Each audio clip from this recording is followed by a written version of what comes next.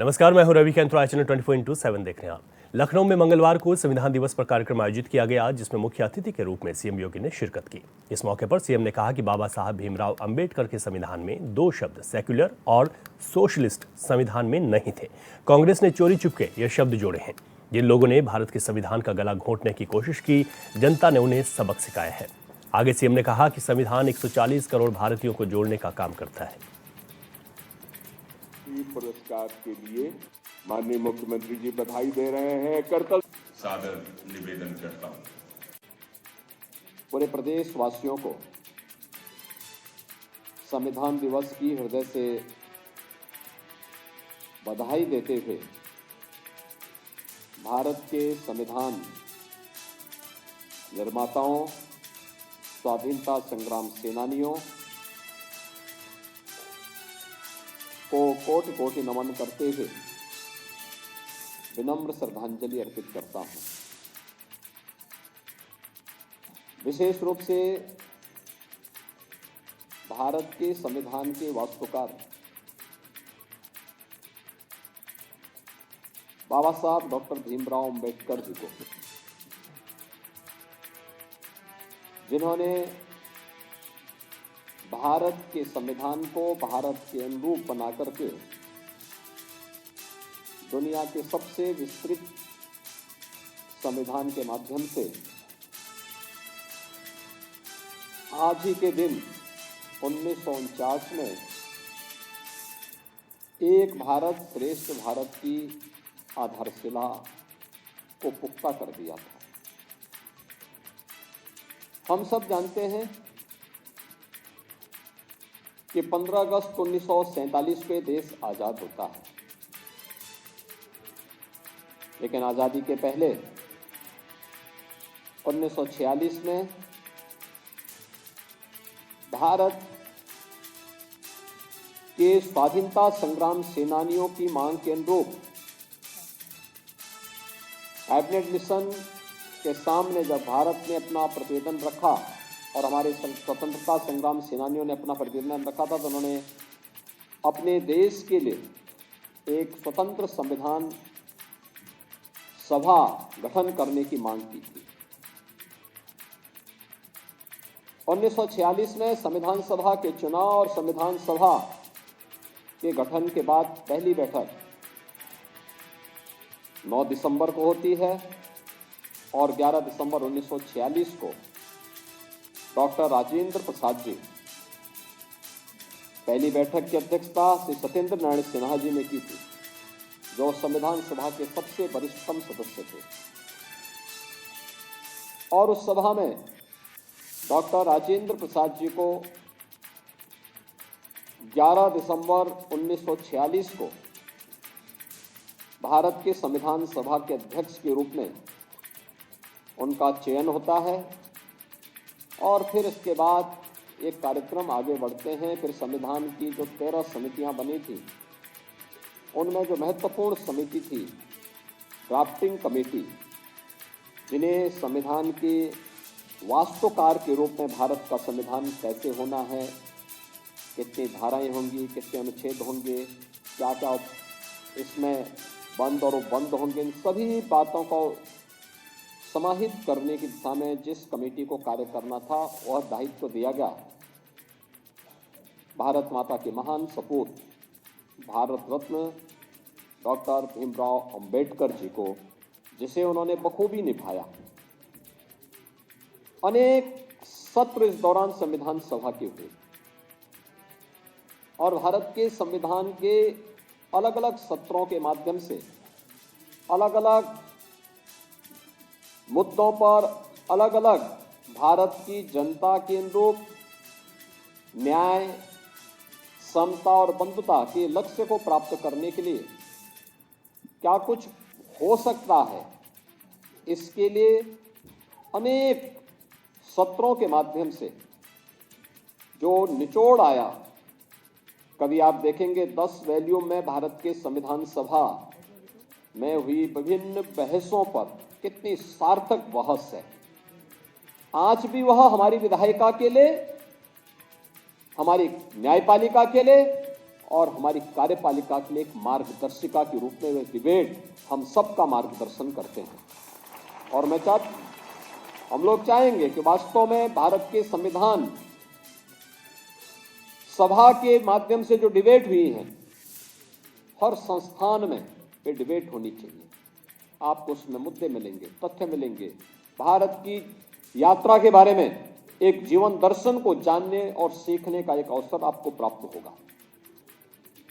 और अंततः उसका निचोड़ जो डिबेट हुई है, वह डिबेट मूल रूप से नहीं, उसका एक निचोड़ जो लेके आना था, वह भारत के संविधान के रूप में बाबा साहब भीमराव अंबेडकर जी ने देश को दिया। लखनऊ में संविधान दिवस पर कार्यक्रम का आयोजन किया गया, जिसमें मुख्य अतिथि के रूप में राज्य मंत्री असीम अरुण ने शिरकत की। इस मौके पर मंत्री असीम ने कहा कि आज देश का सौभाग्य है कि अमृतकाल में संविधान दिवस मना रहे हैं। पीएम मोदी और सीएम योगी के नेतृत्व में देश आगे बढ़ रहा है। वहीं संभल मामले पर असीम अरुण ने सपा पर हमला बोलते हुए कहा, सपा के कानून अपने हाथ में लेने की परंपरा रही। सर्वे की प्रक्रिया न्यायालय से थी। प्रशासन पुलिस उपद्रवियों को नियंत्रित करना जानती है।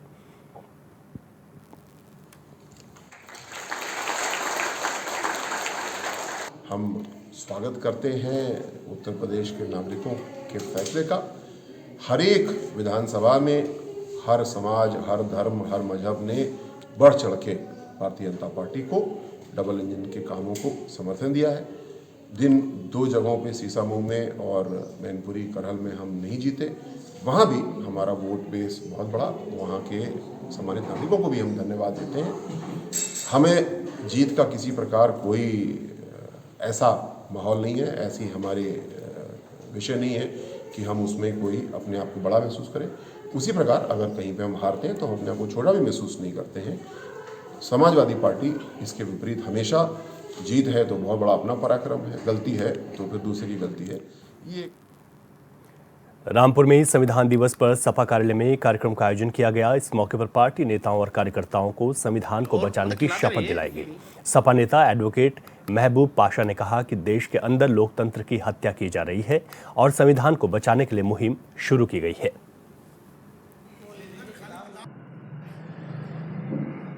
संविधान में जितने भी इसमें अनुसूचियां, अनुच्छेद दिए गए हैं, प्रस्तावना वगैरह, एक एक पेज को हमने सबको तैयारी करके इसको संविधान की कसम खाई है। इस संविधान को बचाएंगे, लोगों के हक के लिए लड़ेंगे और लोकतंत्र को जिंदा रखेंगे। जिस तरह से लोकतंत्र को कुचल दिया है लोगों ने, लोकतंत्र को बचा के रखने के लिए हम सब लोगों ने कसम खाई है और प्रयास करेंगे लोकतंत्र बचाने का।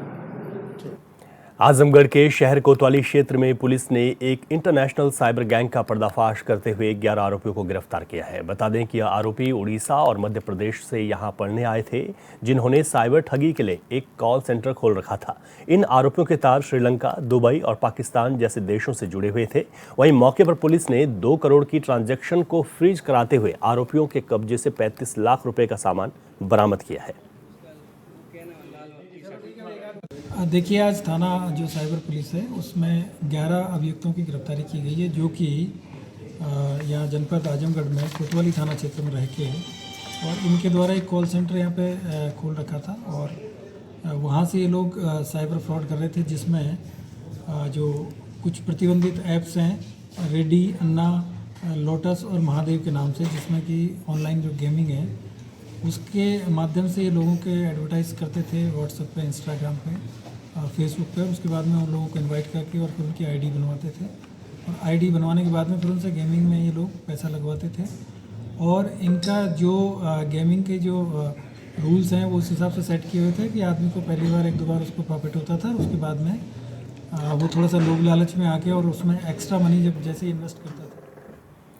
वाराणसी एडीजी पीयूष मोरडिया और डीआईजी वैभव कृष्ण बलिया पहुंचे। कानून व्यवस्था को बेहतर करने के अधिकारियों के साथ उन्होंने बैठक की है। इस बैठक में एडीजी, डीआईजी, एसपी समेत कई थानाध्यक्ष भी मौजूद रहे। एडीजी पीयूष मोरडिया ने कहा, पुलिसकर्मियों और अधिकारियों की ओर से कुछ सुझाव लिए जा रहे हैं। वहीं संभल की घटना को लेकर वाराणसी जोन की पुलिस को अलर्ट किया गया है।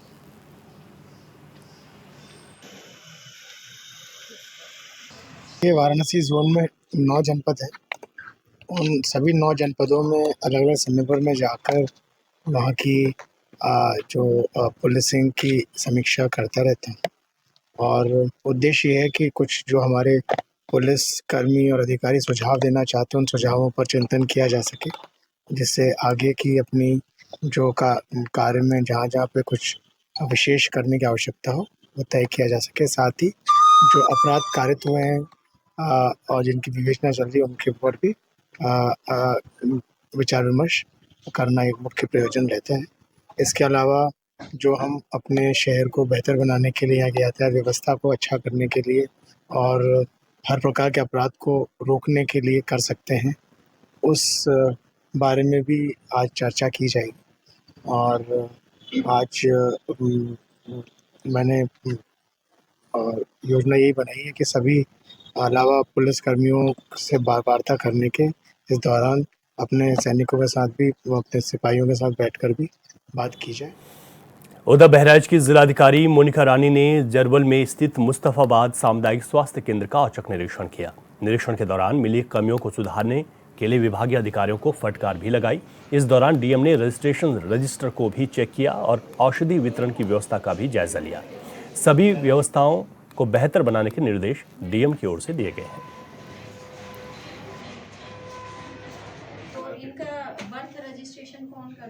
आज सीएससी जरवल का निरीक्षण किया गया था और इसमें जो अधीक्षक साहब भी यहाँ पर है, तो ये एक औचक निरीक्षण था।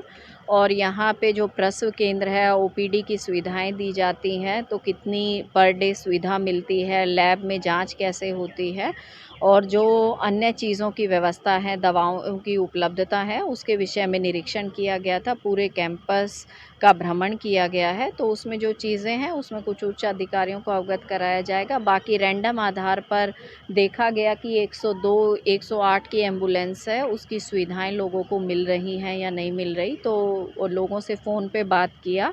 और इसके साथ साथ जो लोग वार्ड में भर्ती थे तो उनसे खाने की व्यवस्था के बारे में भी पूछा गया है। लखीमपुर खीरी में किसान यूनियन के बैनर तले दर्जनों किसानों ने अपनी मांगों को लेकर कलेक्ट्रेट पहुंचे, जहां पर धरना प्रदर्शन और सरकार के खिलाफ जमकर नारेबाजी की। किसानों ने अपनी 20 सूत्रीय मांगों को लेकर मुख्यमंत्री से संबोधित करते हुए डीएम को ज्ञापन सौंपा। किसानों का कहना है कि बजाज चीनी मिल उनके करोड़ों रुपए का गन्ने का भुगतान नहीं कर रही है। किसानों का कहना है कि अगर उनकी मांगों को पूरा नहीं किया गया तो वह बड़ा आंदोलन करने के लिए मजबूर होंगे। किसान मोर्चे के राष्ट्रीय आह्वान के तहत आज हम यहाँ पर जिला मुख्यालय पर इकट्ठा हुए हैं, लेकिन हम देखेंगे एक संविधान, जो हमारा देश का संविधान है, वो संविधान आज खतरे में। भारतीय जनता पार्टी और आरएसएस के जो है जो सरकारें हैं, ये संविधान को समाप्त कर देना चाहते हैं। लेकिन हम एक दूसरी तरफ देख रहे हैं कि आज़ादी के पहले से, जब देश हमारा गुलाम था, बंजर भूमि खोद करके 45 गाँव को जो है उजाड़ने की भारतीय जनता पार्टी की सरकार की साजिश बन चुकी है, जो कि दोनों बंधे हैं। एक शारदा नगर किस पार है, मिलपुरवा से है, जिसमें 45 गांव आ रहे हैं और 56 गांव वन विभाग के आ रहे हैं, जिसमें पूरे 101 गांव के किसानों को सरकार उजाड़ करके बाहर कर देना चाहती है। उसके लिए हम यहाँ पर इकट्ठे हुए हैं कि भाई डूब क्षेत्र के नाम पे जो सरकार ने जो है किसानों को जो उजाड़ने की जो साजिश रची है, इसको कभी वो कामयाब नहीं होने दिया जाएगा। आज हम लोग, हमारी जो मुख्य मांग है, पिछले वर्ष का गन्ने का भुगतान जो पूरे उत्तर प्रदेश में बजाज मिलों का बकाया है, और सबसे पहले नंबर पर है लखीमपुर खीरी की तीनों मिलें, गोला, खंबारखेड़ा और पलिया। लगभग 300 से 400 करोड़ रुपया इसका अभी पिछले वर्ष का बाकी है। और सरकार कहती है कि बार बार सरकार कहती है कि हमने किसानों का गन्ने का पूरा भुगतान कर लिया।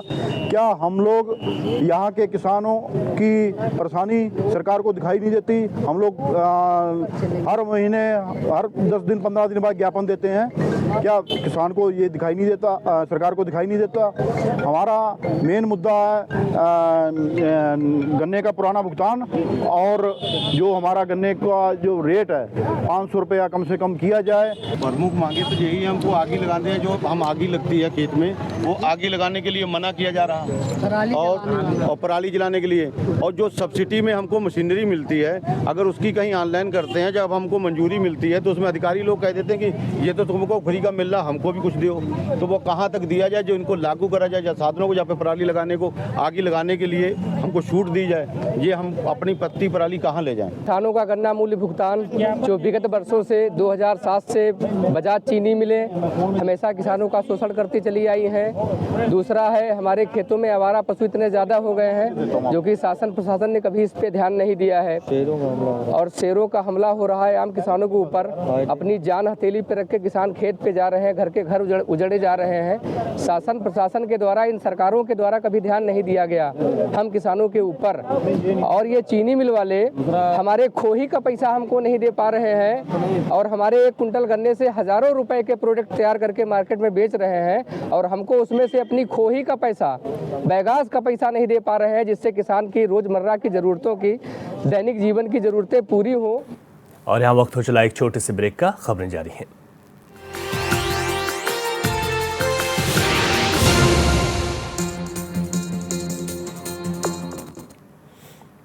ब्रेक के बाद एक बार फिर आपका स्वागत है। अमरोहा में नगर पालिका बोर्ड की बैठक के दौरान सभासद ने आत्मदाह की चेतावनी दे दी। नगर में चल रहे तालाब के सौंदर्यीकरण के काम को रोके जाने को लेकर सवाल उठाया। सभासद ने कहा कि आखिर किसके आदेश पर काम को रोका गया? अगर काम जल्द शुरू नहीं हुआ तो आत्मदाह कर लेंगे। यह पूरा मामला धनौरा नगर पालिका परिषद का बताया जा रहा है।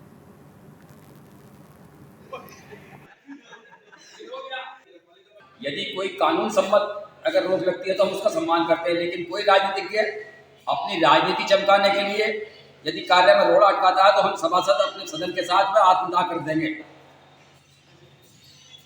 जिलाधिकारी महोदय ने हमारे कार्य को हरी झंडी दिखा दी है। अगर उसके बाद कोई पॉलिटिशियन अपनी राजनीति चमकाने के लिए गंदी मानसिकता के आधार पर व्यक्तिगत कोई रोक लगवाता है तो हम उसके खिलाफ हैं, उसके लिए आंदोलन किया जाएगा, चाहे आत्मदाह भी करना पड़े तो हम करें। कोई विकास कार्य रोक रहे हैं, कुछ षड्यंत्र रच रहे हैं कुछ लोग, राजनीतिक लोग। हम उन्हें भी समझाना चाह रहे हैं कि विकास कार्य को बाधित न डालें, और अगर बाधा डालेंगे तो पूरे अपने सभासदगण, पूरा सदन इसके खिलाफ मोर्चा खोलेगा और ऊपर तक जाएंगे। अगर हमारी तब लागू हुई तो जो मेरे बड़े भाई राजबादशाह साहब ने कहा है, हम उनके साथ हैं, पूरा सदन साथ है, हम उस बात को अपने पूरा ख्याल करेंगे। और हम भी कोई भी विकास कार्य में जो भी बाधा डालेगा। मीटिंग के दौरान कोई आत्मदाह की चेतावनी भी दी गई है। हाँ, तो आत्मदाह की और क्या करेंगे? हम क्या करेंगे? तो यही करेंगे, लास्ट में क्या करेंगे जब हमारे विकास कार्य को रोका जा रहा है। अलीगढ़ मुस्लिम विश्वविद्यालय में आरक्षण की मांग को लेकर हिंदुवादी छात्रों ने रैली निकाली और पूरे शहर में मोटरसाइकिल रैली निकालकर एएमयू सर्किल पर धरना दिया। छात्रों ने प्रधानमंत्री मोदी के नाम ज्ञापन सौंपा। छात्र नेताओं का कहना है कि एएमयू में ओबीसी, एससी, एसटी को आरक्षण नहीं मिल रहा है, जबकि एएमयू केंद्र सरकार के अधीन है।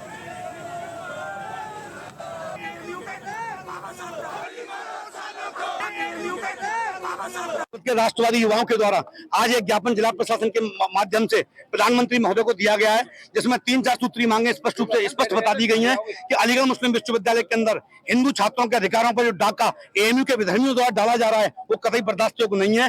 अब किसी भी कीमत पर अलीगढ़ मुस्लिम विश्वविद्यालय के द्वारा पहले भी एक बार देश को बांटने का काम किया गया है। यदि अल्पसंख्यक ये घोषित हो जाता है तो पुनः इस देश को तोड़ने का काम होगा, इस देश के विरोधियों का जमावड़ा रहेगा। इसीलिए अलीगढ़ मुस्लिम विश्वविद्यालय में हिंदू युवाओं को जो अधिकार है, अपना अधिकार लोकतांत्रिक रूप से लेने के लिए आज अलीगढ़ मुस्लिम विश्वविद्यालय के सर्किल पर और चेतावनी देने उन लोगों को देने के लिए आए हैं कि किसी भी कीमत पर दूसरा पाकिस्तान इस अलीगढ़ मुस्लिम विश्वविद्यालय से नहीं बनने देंगे। पाकिस्तान की जननी एएमयू जिन्ना से लेकर लियाकत अली ने स्वीकारा है कि एएमयू से पाकिस्तान का जन्म हुआ। अगर एएमयू माइनॉरिटी बनता है तो देश का एक और टुकड़ा होगा, भारत माता का दोबारा से हृदय चीरा जाएगा। आज संविधान दिवस के अवसर पर बाबा साहब का संविधान एएमयू में लागू नहीं है। कांग्रेस, सपा, बसपा जिसके मुंह में दही जम गई है, कोई कुछ बोलने को तैयार नहीं है। हम एएमयू को माइनॉरिटी नहीं बनने देंगे। बाबा साहब का आरक्षण तो पूरे देश में लागू है। एससी, ओबीसी छात्रों को उनका हक दिला कर लेंगे। आज सांकेतिक लड़ाई है और हमारी लड़ाई तब तक चलती रहेगी जब तक मुस्लिम लीग का एजेंडा एएमयू से खत्म नहीं होगा। 1906 से मुस्लिम लीग का एजेंडा चल रहा है जिसने देश का विभाजन कराया। जो जिन्ना की तस्वीर एएमयू में लग रही है, हम लोगों का सांकेतिक रूप से शुरुआत है। देशव्यापी आंदोलन तब तक जारी रहेगा जब तक एएमयू को उसके स्तर पर न मिला दिया जाए। एएमयू आरक्षण संघर्ष मोर्चे द्वारा अलीगढ़ मुस्लिम यूनिवर्सिटी में एससी, एसटी और ओबीसी के छात्रों को एडमिशन को लेकर के ज्ञापन दिया गया है। यहाँ लगभग 100 से 150 के करीब छात्र होंगे। देखिए, पूरा भारत और पूरा विश्व जानता है कि देश की केवल एकमात्र यूनिवर्सिटी है भारत के अंदर जहां आरक्षण लागू नहीं है, जहां केवल आरक्षण बाबा साहब के संविधान का गला घोंटा जा रहा है। बाबा साहब ने संविधान में आरक्षण की जो व्यवस्था की थी दलित, पिछड़े और आदिवासी छात्र छात्राओं के लिए कि वो भी अपने आगे समाज को आगे बढ़ा सकें, अपना जो है उत्थान कर सकें, अच्छे अच्छे जो है इंस्टीट्यूशन में देश के में पढ़ाई कर सकें। लेकिन देश का एकमात्र ऐसा संस्थान है एएमयू जो आरक्षण को नहीं मानता, जो केवल धर्म के आधार पर अपना विश्वविद्यालय चला रहा है। पैसा तो उसे केंद्र सरकार से चाहिए, लेकिन जो केंद्र सरकार के जो नियम कायदा कानून है, देश का संविधान है, उसको तार तार कर रहा है। आज हम सभी हिंदू छात्र छात्राएं और युवा जो है पूरे अलीगढ़ का जो है आज यहाँ एकत्रित हुआ है। एएमयू के जो है एएमयू सर्कल पर आए इंतजामिया को ज्ञापन देने कि हमारा ज्ञापन लें और जल्द से जल्द अलीगढ़ मुस्लिम विश्वविद्यालय के अंदर आरक्षण लागू करें। उधर मुजफ्फरनगर के मंगल बाजार में लाखों की संख्या में लोग अपनी जरूरत का सामान लेने के लिए आते हैं। इस बाजार में कपड़े से लेकर जूते तक की कई दुकानें लगाई जाती हैं, जिसका जिला प्रशासन की तरफ से लगभग 1.5 करोड़ रुपए में सालाना ठेका ठेकेदार को दिया जाता है। ठेका लेने के दौरान ठेकेदार सुरक्षा को लेकर कई दावे करते हैं, लेकिन इस बाजार में सुरक्षा कहीं भी देखने को नहीं मिली। लाखों की इस भीड़ में चाट पकौड़ी बनाने वाले लोग खुलेआम घरेलू सिलेंडर का इस्तेमाल कर रहे हैं, जिससे कभी भी कोई भी बड़ा हादसा हो सकता है।